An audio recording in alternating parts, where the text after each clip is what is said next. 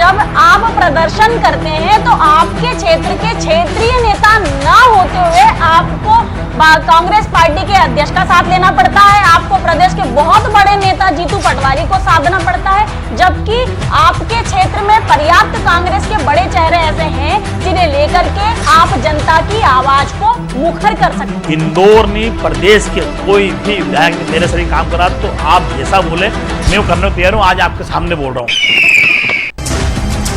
क्या लगता है अगर दीदी की एंट्री वापस होती है विधानसभा क्षेत्र क्रमांक 1 में तो कैसी रणनीति आपकी अभी से बनी हुई है, क्योंकि आप तो नेता 1 नंबर के ही रहेंगे? देखिए, दीदी आए या गुप्ता जी आए या कोई भी आए, वो सर हमारे तीनों जैन जी आए, जो भी आए, मैं अपनी विधानसभा में आम पब्लिक के लिए काम कर रहा हूँ। लगातार काम करता रहूँगा। उनका आदेश होगा कांग्रेस पार्टी का, मैं लड़ूंगा, चुनेगी। हम 2 जने लड़े थे तो जनता भगवान है, उन्होंने वोट दिया, जिताया, तो काम करूँगा। महाराज बोले जाते हैं, महाराजा है ज्योतिरादित्य सिंधिया, ऐसे व्यक्ति का दम घुटने लगे पार्टी में, ये कैसे संभव है कि मैं नहीं काम करूं तो महाराज आप सड़क को उतर के आओ, मेरा विरोध करो? मतलब कितनी बड़ी बात है ये। देखिए आप, प्रेमचंद गुड्डू ने जो धार्मिक चोला ओढ़ा है वो राहुल गांधी की तरह ओढ़ा है कि जब चुनाव आएंगे तब पूजा भी होंगी, पूजा पाठ भी होगा, धर्म के कामकाज भी होंगे, ज्योतिर्लिंग भी बांटे जाएंगे और देवी देवताओं की तस्वीरें भी बटेंगी। तो बोले क्यों ना मैं घर घर वो लोग पूजा करवा दूं। तो उनका उद्देश्य ये था कि मैं घर घर पूजा कराऊंगा, तो करा दिया, तो घर घर पूजा कराई। अपनी अति मनमोहक छवि और मुस्कान के दम पर भारतीय जनता पार्टी विधानसभा क्षेत्र क्रमांक 1 के गढ़ में सेंधमारी करने वाले विधानसभा क्षेत्र क्रमांक 1 के वर्तमान विधायक संजय शुक्ला हमारे बीच चर्चाओं के क्रम में हाजिर हैं। संजय भैया, हम आपका बहुत बहुत स्वागत करते हैं अपने चैनल के माध्यम से। और आज सवाल रहेंगे जनता के और हमारे, और जवाबदेही के लिए मौजूद हैं वर्तमान विधायक संजय शुक्ला। पहला सवाल हम आपसे यह, 1.5 वर्षीय कार्यकाल में वो क्या दे पाए जो आप देना चाहते थे अपनी जनता को? कि बहुत सारे काम करा दिए, कई डीपी लगवा दिए, कई डीपी बंद पड़ी हुई थी वो चालू करा दिए।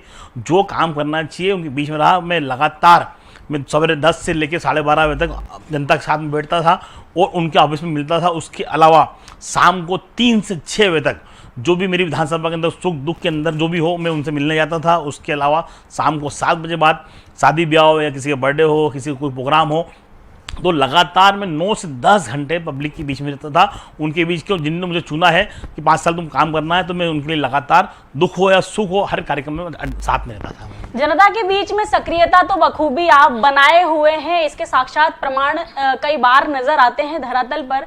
क्या कहना चाहेंगे संजय भैया? 600 बोरिंग का वादा किया था आपने, बताया कि कुल 250 बोरिंग आप कर चुके हैं। अपनी सरकार होने के बावजूद परमिशन में इतनी दिक्कतों का सामना आपको क्यों करना पड़ा? सबसे बड़ी बात प्रियंका जी मैं आपको बताना चाहूँगा, क्योंकि सेंट्रल गवर्नमेंट में इंदौर रेड जोन के अंदर है, यहाँ पर बोरिंग की परमिशन नहीं मिल रही थी।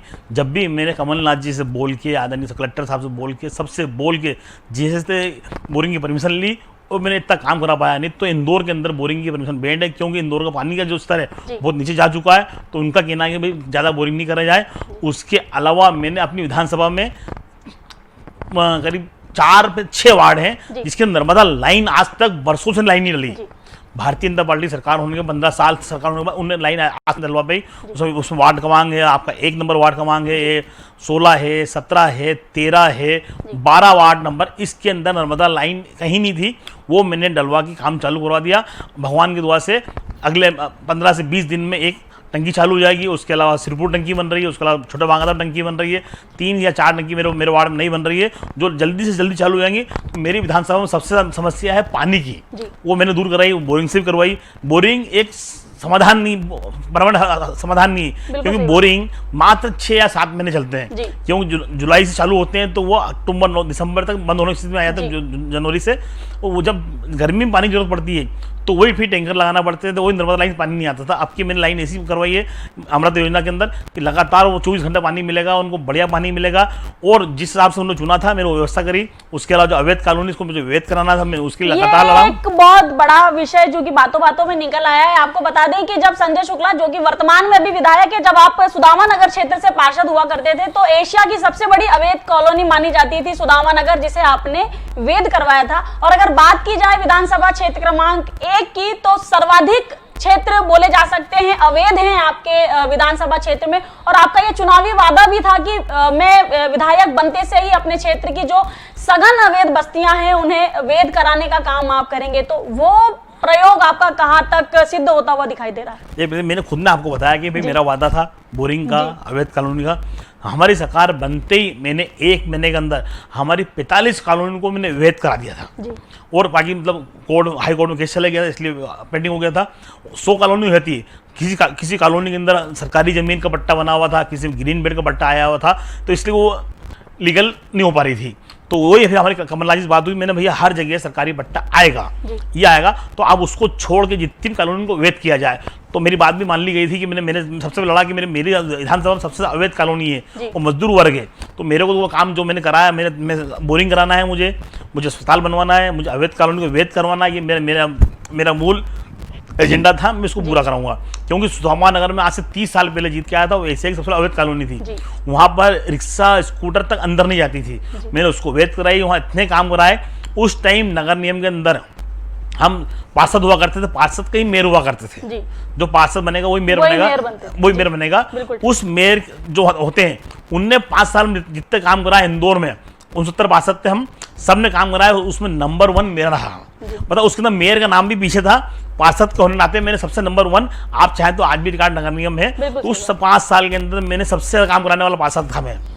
आपकी पारिवारिक पृष्ठभूमि भारतीय जनता पार्टी की देखी जा सकती है कि लगभग सभी आपके घर में भारतीय जनता पार्टी के कार्यकर्ता बोले जा सकते हैं, परंतु एक आप मजबूत स्तंभ कांग्रेस पार्टी का दामन थामे हुए हैं। इस दौर में जब आज कांग्रेस के कार्यकर्ता नेता दल बदल करके भारतीय जनता पार्टी की तरफ बोल सकते हैं जारी हो रहे हैं या जा रहे हैं पार्टी छोड़ करके, क्या ऐसे में संजय शुक्ला भी पार्टी छोड़ने का या दल बदल करने का या ऐसा कोई मन में कुछ विचारधारा ऐसी आई या अप्रोच की भाजपा पार्टी ने?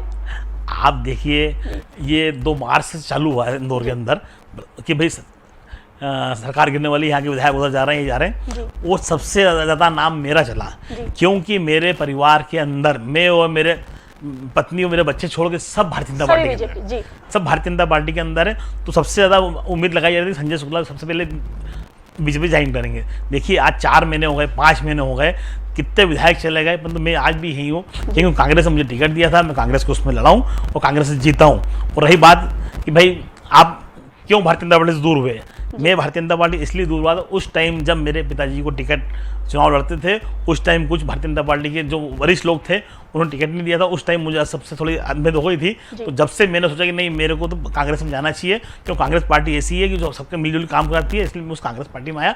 उसके बाद मुझे 2 बार उन्होंने पार्षद बनाया, मुझे विधायक बनाया। आज विधायक महोदय, आपके ऊपर आरोप है कि विधायक जीतू पटवारी की तरह आप भी अब अपनी व्यक्तिगत छवि को चमकाने में लगे हुए हैं, पार्टी पीछे हो जाती है, विधायक आगे हो जाते हैं, कांग्रेस बाद में है, संजय शुक्ला पहले हैं, तो क्या कोई ऐसी रणनीति है कि आप लोग स्वयं के व्यक्तिगत महत्वाकांक्षाओं को पूरा करने की राजनीति कर रहे हैं? क्या पार्टी मायने नहीं रखती आप लोगों के लिए? देखिए, शुरू दिन से आज तक हमारे भाई विशाल पटेल जी, मेरे शहर अध्यक्ष जी, हमारे कार्यकर्ता, हम साथ में रहते हैं, कभी मैं अकेला कहीं नहीं गया। मैं अध्यक्ष जी या विधायक जी, क्योंकि अभी लॉकडाउन का टाइम चल रहा था, कोरोना महामारी काम नहीं चल रहा, इसलिए हम ज़्यादा लोग नहीं जाते थे। जब भी हम गए तो हम सबको साथ में ले गए।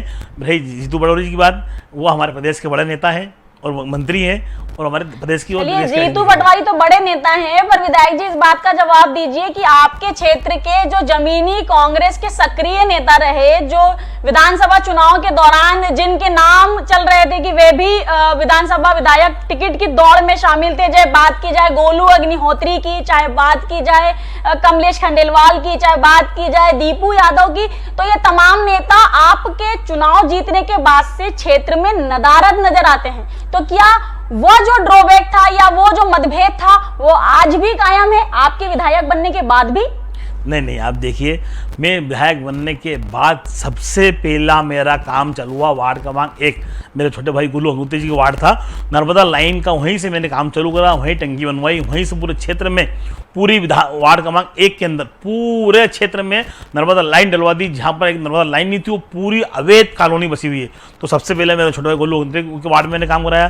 दीपू यादव मेरा छोटा भाई है, मैं उसी वार्ड में भी रहता हूँ, वहाँ मैंने काम कराया। हम साथ मिल काम करते हैं। कमलेश भाई उनके लगातार जो प्रोग्राम होते हैं मैं उसमें जाता हूँ, लगातार उनके प्रोग्राम में साथ में रहता हूँ। आज ही मेरी कुछ मामले बात हुई उनसे, तो मैं लगातार गुल्लू अग्निहोत्री या दीपू यादव हो या मतलब अपने कमलेश खंडेलवाल हो या गोपाल यादव हो या अपने वर्मा जी हो, जितने भी मेरे कार्यकर्ता हैं विधानसभा दावेदार थे, सबको साथ में लेके चला, नहीं तो आज मैं चुनाव नहीं जीतता।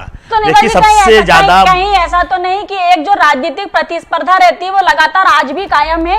यही कारण है कि जब आप प्रदर्शन करते हैं तो आपके क्षेत्र के क्षेत्रीय नेता ना होते हुए आपको कांग्रेस पार्टी के अध्यक्ष का साथ लेना पड़ता है, आपको प्रदेश के बहुत बड़े नेता जीतू पटवारी को साधना पड़ता है, जबकि आपके क्षेत्र में पर्याप्त कांग्रेस के बड़े चेहरे ऐसे हैं जिन्हें लेकर के आप जनता की आवाज को मुखर कर सकते हैं। क्या कहना चाहेंगे? इसमें मैं कहना चाहूंगा, देखिए जिस दिन हमारी मार्च की सरकार गिरी, 20 तारीख को हमारी सरकार गिरी, मैं 20 से लेकर 2 तारीख से लेकर 20 तारीख तक भोपाल या जयपुर मतलब हम कांग्रेस पार्टी की सरकार बचाने में हम लगे हुए थे। उसके बाद 22 तारीख को आदरणीय मोदी जी ने कर्फ्यू बोला था, लॉकडाउन 1 दिन का बोला था। उसके 1 दिन गैप होने के बाद उन्होंने बोला 24 तारीख से क्या बोलते हैं अपना 30 दिन का लॉकडाउन कर दिया। तो आप देखिए हमको संगठन के अंदर काम करने में टाइम ही नहीं मिला, और हमारे जितने जो वरिष्ठ नेता हैं हमारे विधानसभा के, क्योंकि हम कहीं भी जा सकते हैं, 2 या 3 4 से ज़्यादा नहीं सकते। हम मात्र 4 लोग, मैं, विशाल पैडल, जीतू पटवारी, विनय बाकलीवाल जी, राजबाड़े पे हम हमारे विधानसभा के जो हमारे पूर्व विधायक, उन्होंने वहाँ पर अनाज बांटने का काम करा, जहाँ पर अपने कोरोना के करीब 16 पेशेंट थे, वहाँ 6 लोग मर चुके थे। उस एरिया को खोल के वहाँ कार्यक्रम किया। उस कार्यक्रम तो क्या नहीं किया, वहाँ बाकायदा मंच बना, मंच 1 दिन पहले से बन रहा है। वहाँ पर एसडीएम और पुलिस डिपार्टमेंट के लोग सब लगे हुए थे, उन्होंने किसी ने नहीं रोका।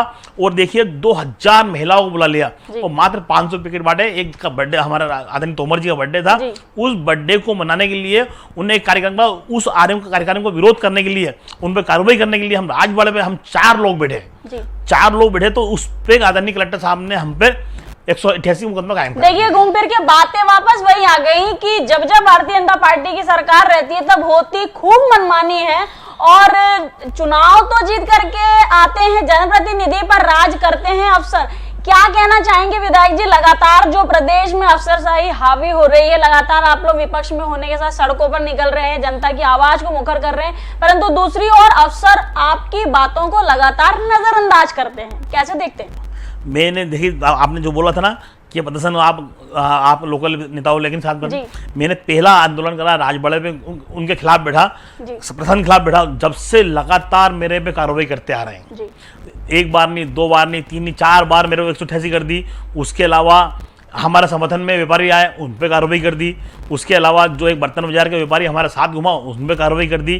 प्रशासन इतना हावी हो चुका है पूरे भारतीय जनता पार्टी सरकार के अंदर, उसके अलावा कोई काम नहीं कर रहा। ऊपर से लेके नीचे तक सब जने सिर्फ अधिकारी काम कर रहे हैं, क्योंकि हमारे जो मामा है मुख्यमंत्री जी, वो महीने में 25 दिन तो पूरे प्रदेश में घूमते हैं। तो काम कौन करेगा? काम तो अधिकारी करेंगे, और अधिकारी काम करेंगे तो उनका राज चलेगा।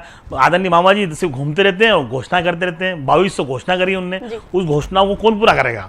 तो अधिकारी पूरा करेंगे। आधे अधिकारी पूरा करते हैं और आधे उनका राज करते रहते हैं। उस मामले में इंदौर गया हो या कहीं के जितने अधिकारी हैं, आप देख लीजिए इंदौर के जो हमारे आदरणीय कलेक्टर साहब हैं, वो भी मतलब सिर्फ उन घोषणाओं के लिए काम करते रहते हैं और उसका कोई काम नहीं कर रहे। इस कोरोना की महामारी के अंदर उनका ये मतलब होना चाहिए कि जनता के लिए क्या अच्छा है। विधायक जी, जो जननीतियां हैं या जनता के लिए जो योजनाएं हैं, उनका इम्प्लीमेंटेशन तो अधिकारी ही करेंगे ना?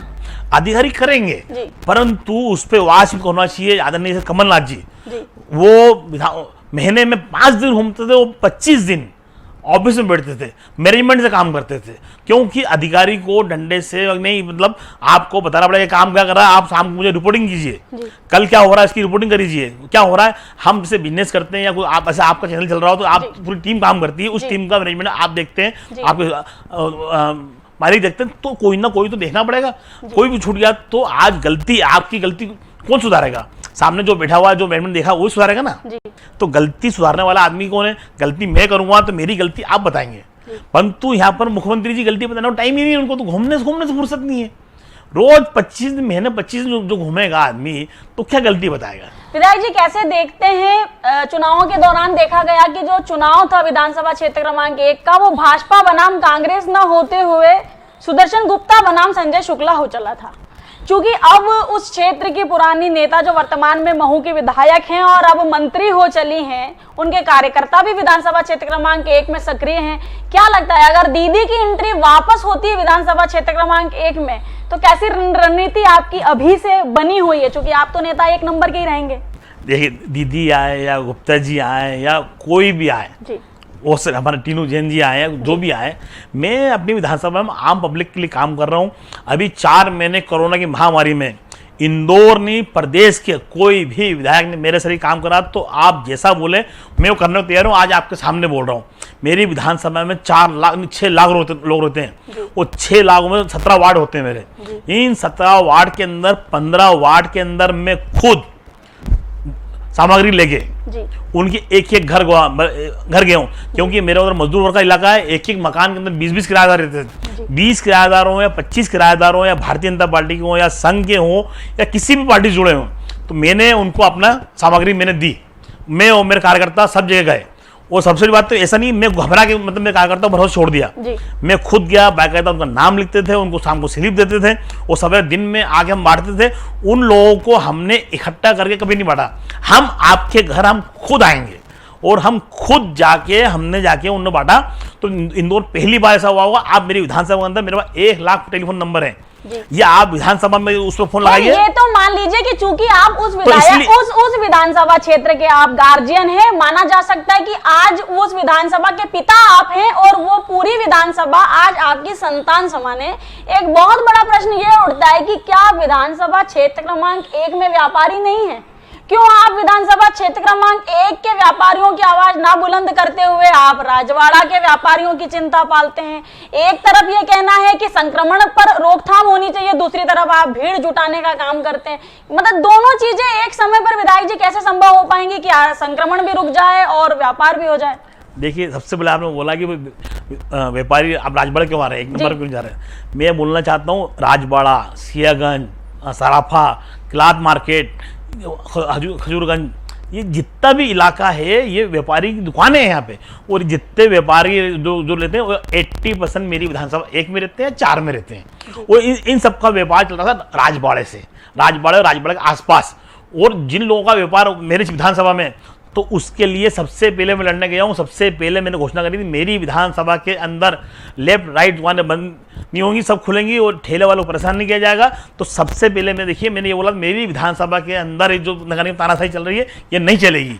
वो मैंने वो खुलवाया। उसके लिए जो एक ठेले वाला नहीं, पूरे इंदौर शहर के ठेले वाले हों या रिक्शे वाले हों, आम व्यापारी हो, जो लेफ्ट राइट के लिए जो छोटी छोटी दुकान किराने दुकान बैठे, उन सब में इतना धन्यवाद दिया कि मतलब उनके बच्चों ने उतनी दुआएं दी, क्योंकि वो बेचारे गरीब के परिवार के लोग 4 महीने से कोरोना के अंदर अपने घर पे बैठे हुए थे।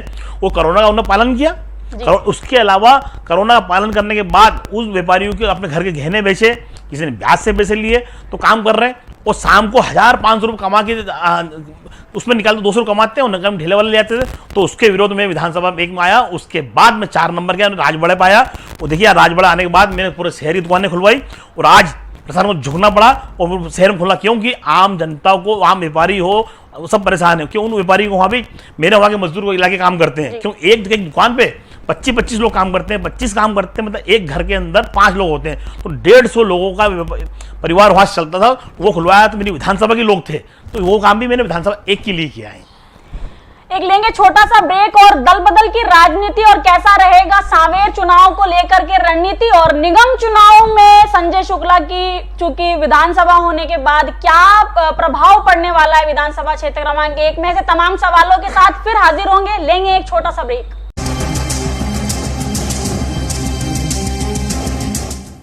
तो एक बार फिर से आपके बीच हाजिर हो चले हैं। 70 साल पुरानी पार्टी है अपनी कांग्रेस पार्टी, बोला जा सकता है कि आजादी के पूर्व का दल है कांग्रेस दल। इतनी पुरानी पार्टी होने के बावजूद संगठन का कोई दबाव, संगठन का कोई तौर तरीका ही नहीं है। कोई भी आता है पार्टी छोड़ के चला जाता है, कोई अनुशासन नाम की चीज नहीं है। क्यों कार्यकर्ताओं का, नेताओं का दम घुटने लगा है कांग्रेस पार्टी में? क्या बेसिक कारण देखते हैं? कांग्रेस पार्टी ऐसी पार्टी है कि समुद्र है, एक समुद्र होता है, एक नदी होती है। ये 100 साल पुरानी पार्टी है। इस पार्टी में कई लोग आए और कई लोग चले गए। उदाहरण के लिए सिंधिया जी इसके पहले गए थे, अर्जुन सिंह जी गए हुए थे, कई ऐसे बड़े बड़े नेता गए थे कि उनको लगा था कि कांग्रेस खत्म हो गई। परंतु आज भी कांग्रेस चल रही है, और आज भी चल रही है, कल भी चल रही है। परंतु अभी बीच में जो कुछ नेता थे अपना गुट बना के उनने अपनी राजनीति के लिए ऐसा करा। परंतु कांग्रेस पार्टी ऐसी पार्टी है, उसमें सेवा दल को या एनएससी हो, कांग्रेस हो, सब मिल के काम करते हैं। यहाँ पे खुले बोलने की आज़ादी है, मिल काम करते हैं। भारतीय जनता पार्टी में वहाँ पर बोला नहीं दिया जाता, वहाँ आदेश दिया जाता। आजादी कहाँ आजादी रही बोलने की? सिंधिया जी ने यही तो कहा था कि अगर जनता के मुद्दे पूरे नहीं होते, अगर जनता की योजनाएं नहीं सुचारू रूप से चलती है तो मैं सड़कों पर उतरूंगा। तो आपके मुख्यमंत्री कहते हैं कि आइए सड़कों पर उतर जाइए, तो कहाँ बोलने की आजादी कहाँ है? कितनी अच्छी बात है। उन्होंने क्या बोला कि मैं नहीं काम करूं तो महाराज आप सड़क पर उतर के आओ, मेरा विरोध करो। मतलब कितनी बड़ी बात है ये। देखिए आप, भारतीय जनता पार्टी में इस शब्द कोई बोल दे तो उसको पार्टी से निकाल दिया जाता है। उनने क्या बोला कि हाँ भाई आइए सड़क पे आओ, क्योंकि हम काम नहीं करेंगे तो बिल्कुल आना चाहिए, और अपने वाला ही विरोध करेगा तो हमको अच्छा लगेगा। तो कमलनाथ जी से लीडर आदमी खुद ने बोला कि हाँ भाई, उन्होंने बोला था। सिंधिया जैसे, चूंकि महाराज बोले जाते हैं, महाराजा है ज्योतिरादित्य सिंधिया, ऐसे व्यक्ति का दम घुटने लगे पार्टी में, ये कैसे संभव है? कैसे दम घुट रहा है आप देखिए। अभी तो ऐसी कौन सी महत्वाकांक्षाएं जो पूरी नहीं कर पाई कांग्रेस पार्टी? आदरणीय हमारे ज्योतिरादित्य सिंधिया जी को, महाराज को मुख्यमंत्री बनना था जी, मुख्यमंत्री नहीं बन पाए, कमलनाथ जी मुख्यमंत्री बने जी। ये जो हमारी पार्टी के वरिष्ठ नेता निर्देशन करते हैं, उनने बोला। उसके बाद उनको बोला भाई अध्यक्ष बनना है, आपको अध्यक्ष बनाए थे, राज्यसभा में बनाए थे, वो नहीं हुआ। वो भारतीय जनता पार्टी में आए हैं, इसलिए मुख्यमंत्री बनने के लिए आए थे। अभी देखिए सबसे बड़ी बात, उनके समर्थक, वो खास समर्थक आदरणीय तुलसी सिलावट जी ने बोला है कि भाई 15 दिन बाद हमारे मुख्यमंत्री आदरणीय ज्योतिरादित्य सिंधिया मुख्यमंत्री बनेंगे और यहाँ भूमि पूजन करने आएंगे। तो वो बात करके ही यहाँ पे आए भारतीय जनता पार्टी में कि मैं मुख्यमंत्री बनाना है। तो उन्होंने बोला, उनको मालूम है कि 15 दिन बाद वो मुख्यमंत्री बन जाएंगे। तो आपको ऐसा लगता है कि आने वाले समय में जो प्रदेश के मुखिया होंगे वो भाजपा से ज्योतिरादित्य सिंधिया जी होंगे? तो महाराज तुलसी सिलावट जी बोला, मतलब महाराज ने बोला मतलब वो बात करके आए। तो मुख्यमंत्री 15 दिन के अंदर ज्योतिरादित्य सिंधिया जी होंगे और शिवराज जी वहां से हटेंगे। ये दल बदल की राजनीति के दौरान जो उपचुनाव होने वाले हैं, सरकार आपकी जा चुकी है, कैसी क्या रणनीति है? आपका दारोमदार पूरी तरीके से सावेर की तरफ है कि सावेर कैसे भी प्रेमचंद गुड्डू जो कि कांग्रेस के प्रत्याशी रहेंगे उनको जिताना है। कैसे कड़ी चुनौती है, क्योंकि यहाँ संगठन कमजोर है कांग्रेस का और वहाँ बूथ स्तर पर रणनीतियां भी बन रही हैं और लगातार बैठकें भी हो रही हैं। कैसे देखते हैं? देखिए, हम सब मिलकर विशाल पटेल, संजय शुक्ला, जीतू पटवारी, विनय बाकलीवाल, अपने सदाशिव यादव जी, अनेक हमारे कमलनाथ जी ने सब नेताओं को 15-15, 20-20 बूथ दे दिए और सब काम हो गए। मंडलम बन गया, हमारे वो वार्ड हो गए, मतलब पेज प्रभारी बन चुके हैं। सब चीज़ तैयारी हो चुकी है, किस बूथ पे कौन कहाँ बैठेगा, कैसे काम करेगा। हम पार्टी काम करने को ऐसी तैयारी हो रही, पहली बार तैयारी होगी। और उसके अलावा प्रेमचंद गुड्डू जी ने द्वारा शिवलिंग का प्रोग्राम चालू किया, क्यों सावन का महीना है। उस सावन के महीने के अंदर जैसे मैंने भी अभिषेक किया, हजारों लोगों से। आप तो पहले से करते आ रहे थे ना, वो तो चुनावी स्टंट बोला जा सकता है। प्रेमचंद गुड्डू का इतना प्रभावी रवैया या इतना धार्मिक हमने कभी देखा नहीं। नहीं, एक्चुअली क्या हुआ, उनको मन में जगह कि यार सावन का महीना, तो चुनाव के दौरान ही क्यों? सावन का महीना तो हर बार आता है। नहीं, सावन का महीना था। सावन के महीने के अंदर पहली बार ये तो कोरोना पहली बार गलत बात है। 100 महीने आपकी जो धार्मिक भावनाएं हैं वह इंदौर शहर लगातार कई सालों से देख रहा है, परंतु प्रेमचंद गुड्डू ने जो धार्मिक चोला ओढ़ा है वो राहुल गांधी की तरह ओढ़ा है कि जब चुनाव आएंगे तब पूजा भी होंगी, पूजा पाठ भी होगा, धर्म के कामकाज भी होंगे, ज्योतिर्लिंग भी बांटे जाएंगे और देवी देवताओं की तस्वीरें भी बटेंगी। तो ये इस प्रकार की जो रणनीतियां हैं, कहीं ना कहीं यह भी एक बहुत बड़ा ड्रॉबैक है, कहीं ना कहीं यह भी नुकसानदायक होता है कांग्रेस पार्टी के लिए। या तो जो करो 365 दिन करो, या तो बिल्कुल ना करो। नहीं, उनको लगा, मेरी बात हुई, सावन का महीना था, ये महामारी पहली बार आई, तो उसके अंदर हमारे हिंदू धर्म के लोग मंदिर पूजा पाठ करने जा रहे थे। तो उनको लगा कि यार संजू, जैसे तूने भगवान की पूजा करवाई थी लोगों की बिठा के, तो बोले मेरी इच्छा है कि जो सावन का महीना है वो लोग मंदिर नहीं जा पा रहे हैं, ओंकारेश्वर नहीं जा पा रहे हैं, मंडलेश्वर नहीं जा पा रहे हैं और उज्जैन नहीं जा पा रहे हैं, तो बोले क्यों ना मैं घर घर वो लोग पूजा करवा दूं। तो उनका उद्देश्य ये था कि भाई घर घर पूजा कराऊंगा, और करा दिया। तो घर घर पूजा कराई उन्होंने। तो आपको लगता है कि उपचुनाव के माध्यम से कांग्रेस पार्टी एक बार फिर से प्रदेश में स्थापित हो पाएगी? अब देखिए हम तो शिवलिंग बांट रहे हैं, वहां पर बोले तुलसी बांट रहे हैं। ये तो चुनाव स्टैंड सब बनाया जाता है, ये बन गया, बाकी ऐसा नहीं। हम धर्म का काम करते हैं। वो तो कमल पे तुलसी खिलाने वाला एक विषय हो गया है कि कमल के फूल पर तुलसी खिलाने का प्रोग्राम सांवेर में चल रहा है। पर अगर पूरी तमाम उपचुनावों की बात की जाए तो आपको लगता है कि प्रदेश में फिर से कमलनाथ एंड कंपनी की वापसी होगी? इसलिए वापसी होगी कि जनता ने प्रदेश के अंदर कांग्रेस को चुना था, आदरणीय कमलनाथ जी को चुना था, वो मुख्यमंत्री बनाया था। कमलनाथ जी ने जो 15 महीने के अंदर काम करके दिखाया, भारतीय जनता पार्टी 15 महीने में 15 साल में नहीं कर पाई। तो आम जनता, आम किसान हो, युवा हो, मतलब महिला हो, तो उसको कहते हैं ना पालने दिखते हैं। तो कमलनाथ जी ने 15 महीने में वो करके दिखाया। देखिए आज की तारीख में 100 रुपए 100 यूनिट है, किसानों को कर्जे माफ, एक किस्त पहले हमने चालू करा, एक 50,000 तक की किस्त माफ करी, उसका 50,000 से लेकर 1 लाख तक की जो बचे थे उनकी माफ करी। फिर तीसरे राउंड में 2 लाख तक की हम आने वाले थे, तो उसके पहले हमारी सरकार गिर गई। आम जनता को लग रहा जो जिसके किसान के पैसे पास हो गए, तीसरी किस्त आने वाली थी, वो भी गुस्से में, जिसको आ गए वो उसको फायदा मिला। उसके अलावा युवाओं के लिए काम करा, विधवाओं के लिए पेंशन बढ़ाई हमने, हमारी जो कन्या जो थी बच्चियां थी उनके लिए हमने 51,000 रुपए कर दिए। तो ऐसे जो कमलनाथ जी ने घोषणा करी थी उसका लगातार काम हो रहा था और लगातार काम चलता आ रहा था, परंतु उसके बीच सरकार गिर गई। तो आप देखिए 15 महीने के अंदर गिरी, तो आम जनता को मालूम है कि कमलनाथ जी क्या कर सकते हैं और शिवराज जी क्या कर सकते हैं। तो उसका अंतर है। मुझे लग रहा है कम से कम 27 में से हम 24 सीट जीतेंगे।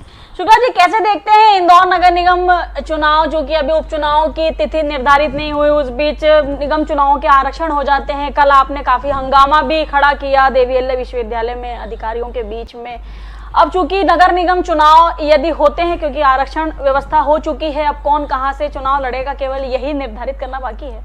तो विधानसभा क्षेत्र क्रमांक 1 की पहले तो आपकी क्या रणनीति रहेगी ताकि ज्यादा से ज्यादा पार्षद उस क्षेत्र से चुन करके आए, और इंदौर नगर निगम में कांग्रेस की बोला जा सकता है वापसी हो जाए, या लंबा जो वनवास चल रहा है वो खत्म हो जाए, इसकी क्या रणनीति है? सबसे पहले आपने पूछा कि आरक्षण के लिए जो कल हुआ, मैं उस आरक्षण बोलना चाहता हूँ। कल मेरा विरोध कांग्रेस पार्टी का नहीं था, विरोध था वो पर्सनल विरोध ये था कि आदरणीय हमारे मुखिया, आज के दिन प्रदेश के मुखिया हमारे शिवराज जी हैं। शिवराज जी ने परसों घोषणा करी कि प्रदेश के अंदर भले मुख्यमंत्री हो या मंत्री हो या विधायक हो या अधिकारी हो, कोई भी सार्वजनिक कार्यक्रम नहीं करेगा। आज से सब बैंड, भले उसके अंदर मुख्यमंत्री कहीं जाता है तो उस पर केस धारा लगेगी, परंतु सब ने कैंसिल प्रोग्राम कर दिए। हमारे कांग्रेस पार्टी के लगातार प्रोग्राम थे वो हमने कैंसिल कर दिए। मैंने जब वहां पर बोला कलेक्टर साहब को कि भाई आप ये चुनाव की जो आदरणीय मुख्यमंत्री जी ने मना करा है तो आप चुनाव क्यों नहीं कैंसिल करते हैं, तो उनका कहने का मतलब था कि हमारा निर्धारित प्रोग्राम पहले से है। तो मैं कहता हूँ कि आपका निर्धारित प्रोग्राम पहले से, तो ये तो आपका 8 दिन आज से गणेश उत्सव वर्षों से मनते आ रहे हैं, नवरात्रे वर्षों से मनते आ रहे हैं, मंदिर की पूजा पाठ हो रही है, नवरात्रे होंगे, ईद होगी, ये सब वर्षों पहले से निर्धारित है। तो ये आपका छोटा सा प्रोग्राम, इसका आरक्षण की जरूरत नहीं थी। आज महामारी चल रही थी, उन अधिकारियों को बिठा रखा, बेचारे अधिकारियों को कोरोना महामारी में लगाना चाहिए। कलेक्टर साहब सिर्फ चापलूसी के अलावा कोई काम नहीं कर रहे हैं। ये तो क्यों आरक्षण हो जाएगा तो भारतीय जनता पार्टी के 20-20 लोग जो टिकट दावेदार हैं उनको चुनाव में लगा दिया जाएगा और वो काम करेंगे। तो इन पर सबसे पहले धारा लगना चाहिए, क्योंकि ये मुख्यमंत्री जी की जो उन्होंने घोषणा करी, उन्होंने आदेश दिया था, उसका पालन नहीं किया। मैं तो मुख्य सचिव इकबाल सिंह जी कहना चाहता हूँ, आप जांच करें। मतलब ये क्या हो गया, अधिकारी कुछ भी करे तो कुछ सुनने तैयार नहीं, और हम कुछ बोले तो कार्रवाई, और भारतीय जनता पार्टी के पूर्व विधायक कार्रवाई करें तो उन अकेले में कार्रवाई, और हम करें तो 20 पे कार्रवाई। इसके नाम भी नहीं जानते, हम 20 लोग थे नहीं वहां पे, ऐसे कार्रवाई कर रहे।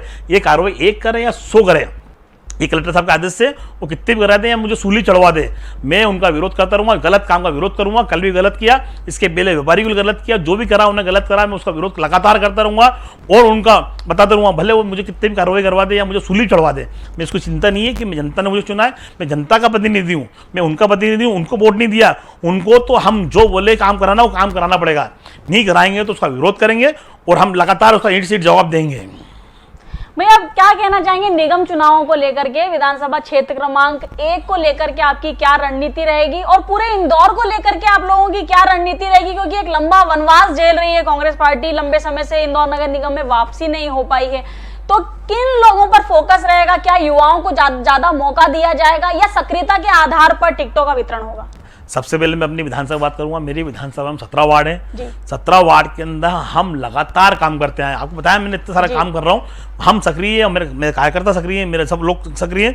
तो उनको मालूम है कि 15 साल से बीजेपी की सरकार, नगर निगम उनकी, पंचायत उनकी, प्रदेश में उनका, देश उनका, सब कुछ उनका होने के बाद भी इन्हें काम नहीं करा। हमारा तो सिर्फ प्रदेश आया था तो मैंने अकेले इतना काम करा दिए। तो मेरे पार्षद इतने सारे होते हैं, साथ मिलकर इतना काम कराते हैं। तो मेरी विधानसभा की जनता को मालूम पड़ गया है कि संजय शुक्ला की टीम नहीं, कांग्रेस की टीम सब मिलकर काम करेंगे तो काम होगा। तो मेरी विधानसभा 17 वार्ड है, उसमें से कम 14 से 13 वार्ड में जीतूंगा, क्योंकि मैंने जो काम करा है, कांग्रेस पार्टी ने जो काम करा है, आदरणीय कमलनाथ जी ने जो काम करा है, तो उसके लिए हम यहाँ जीत कहीं ना देंगे। कहीं आप मानते हैं कि 1.5 वर्षों में आपने क्षेत्र की जनता को, या लॉकडाउन के दौरान आप जो क्षेत्र की जनता के बीच में बने रहे, उसका लाभ अब कांग्रेस पार्टी को आने वाले निगम चुनावों में देखने को मिलेगा? बिल्कुल मिलेगा, और वो भी मिलेगा। उसके अलावा आपने बात करी नगर निगम इंदौर शहर की, तो उसके लिए कमलनाथ जी का इसलिए फायदा मिलेगा कि हमने भारतीय जनता पार्टी व्यापारियों की पार्टी, जनता पार्टी धर्म की पार्टी, इन्होंने दोनों का अपमान किया।